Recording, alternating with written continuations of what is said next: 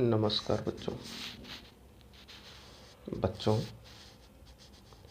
Rakesh sir की हिंदी पाठशाला में आप सभी का स्वागत है। आज हम पढ़ रहे हैं कक्षा 8 की बसंत का पहला पाठ, और जिस पाठ का नाम है ध्वनि। ध्वनि शाब्दिक अर्थों में जिसको आवाज़ कहते हैं, उसी का यहाँ पर वर्णन किया गया है। इस पाठ के लेखक हैं सूर्यकांत त्रिपाठी निराला। निराला जी हिंदी साहित्य की चर्चित और एक फक्कड़ प्रवृत्ति के रचनाकार हैं। उन्होंने अपने जीवन के संदर्भ में कुछ पंक्तियाँ लिखी हैं जो आज हम पढ़ रहे हैं। चलिए मैं स्टार्ट करता हूँ। अभी न होगा मेरा अंत, अभी अभी ही तो आया है मेरे वन में मृदुल बसंत, अभी न होगा मेरा अंत। हरे हरे ये पात, डालियाँ कलियाँ कोमल गात, मैं ही अपना स्वप्न मृदुल कर पेरूंगा निद्रित कलियों पर, जगह एक प्रत्युष मनोहर। पुष्प पुष्प से तंद्रालस लालसा खींच लूँगा मैं, अपने नव जीवन का अमृत सहर्ष सींच दूँगा मैं। द्वार दिखा दूँगा फिर उसको, है मेरे वे जहाँ अनंत, अभी न होगा मेरा अंत। सूर्यकांत त्रिपाठी निराला किसको कह रहे हैं? द्वार दिखा दूंगा फिर उनको, हैं मेरे वे जहां अनंत। वे अपने उन अजीज मित्रों को कह रहे हैं जो उनसे बहुत दूर अनंत चले गए। बाल्यकाल में, कम अवस्था में, युवावस्था में इनकी पत्नी की मृत्यु हो गई, और पत्नी के संदर्भ में उन्होंने कहा है अभी न होगा मेरा अंत। उन्होंने एक आशा का संसार दर्शाया कि अभी नहीं होगा मेरा अंत। क्यों नहीं होगा? क्योंकि अभी तो उनके जीवन में आया है बसंत। बसंत का मतलब खुशियाँ। कवि के जीवन में अभी अभी तो आया है मेरे वन में मृदुल बसंत। उनके जीवन में खुशियाँ आई हैं। मृदुल, मीठा, कोमल बसंत, जो बसंत ऋतु से है, खुशियों से, जहाँ यत्र तत्र प्रकृति बहुत सुगंधित पुष्पित होती है। अभी न होगा मेरा अंत, इसलिए मेरा अंत अभी नहीं होगा, क्योंकि अभी मेरे जीवन का जो प्रारंभिक क्षण है वो ही आए हैं। इस कारण मेरा अभी अंत नहीं होगा।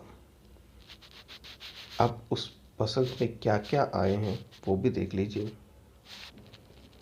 हरे हरी ये पात, डालियाँ कलियाँ कोमल गात। हरे हरे ये पत्ते, और उन पत्तों के साथ साथ में डालियाँ भी हैं, फूलों की कलियाँ भी हैं, और कोमल गात यानी शरीर भी है। मैं ही अपना स्वप्न मृदुल कर, मैंने ही स्वयं ने अपने सपने को मृदुल कमज़ोर कर, कमज़ोर का मतलब मुलायम कर, मृदुल कर, मीठा कर, फेरूंगा निद्रित कलियों पर। स्वप्न को सुंदर सजो करके देखूंगा, और उस स्वप्न में मैं क्या करूंगा? फेरूंगा निद्रित, निद्रा में, नींद में कलियों पर, जो फूलों की कलियां, उन पर अपने हाथ, ऊपर लिखा ना स्वप्न मृदुल कर, अपने हाथ फेरूंगा उन निद्रित कलियों पर, जो कलियां अभी खिली हैं बसंत में, उन पर अपना हाथ फेरूंगा। जगह एक प्रत्युष मनोहर जगह है अभी एक प्रत्युष। प्रत्युष का शाब्दिक अर्थ होता है सवेरा।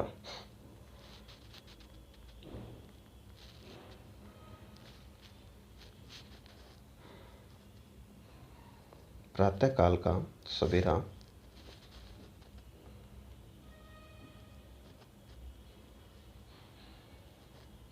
मनोहर यानी मन को हरने वाला।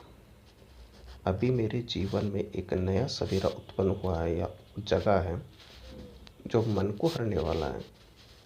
उस स्वप्न में, उस सवेरे में मैं उन कलियों पर जो अभी खिली हैं उन पर हाथ फेरूंगा। पुष्प पुष्प में तंद्रालस। प्रत्येक पुष्प पुष्प में तंद्रा आलस्य से भरा हुआ, नींद से जगने के बाद जो आलस्य आता है। लालसा खींच लूंगा।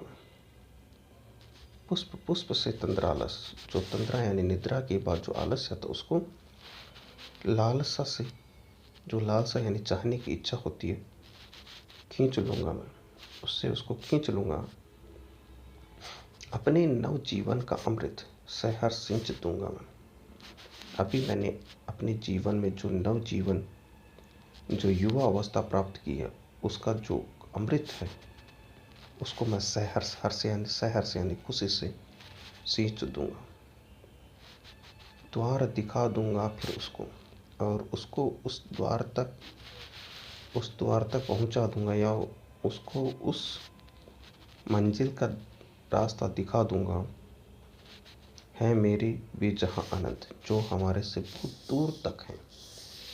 कौन है? क्योंकि उनकी पत्नी है, कम अवस्था में, युवा अवस्था में ही उनकी पत्नी की मृत्यु हो गई, और पत्नी को वो कह रहे हैं कि अभी मेरी युवा अवस्था है, अभी मेरा अंत नहीं आया है, अभी तो मेरे जीवन में बसंत आए, इसलिए मैं इन सब प्रकृति से अपने जीवन के सपने सजो रखे, उनसे सहर्ष सींच दूंगा और आगामी जीवन को बहुत ही उम्दा तरीके से जीवन